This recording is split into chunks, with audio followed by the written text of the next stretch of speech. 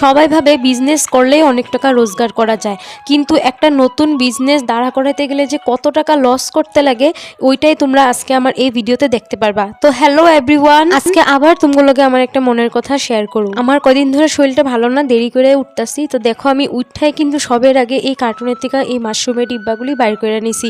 আর সকালবেলা তোমাগুলোকে photo post করছিলাম, দেখছিলাই তোমরা। তো দেখো আমার জামাই কালকে এই মাশরুমগুলি আনছিল বিক্রি করার লিগা।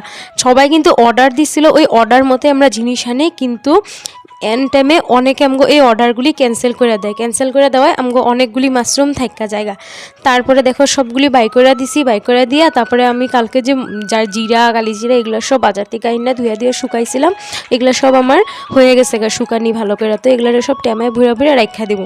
আমরা যেহেতু হাটে যাই, ওইখানে গ্রামের থেকে অনেক লোক এগুলা নিজের ক্ষেতির জিনিস আনে। তো আমি ওইখান থেকে কিনতে ভালো পাই, একটু সস্তাও পাওয়া যায়, জিনিসগুলো একটু সুন্দর পাওয়া যায়। তো আমি ওইখান থেকে এগুলো কিনে আনছি।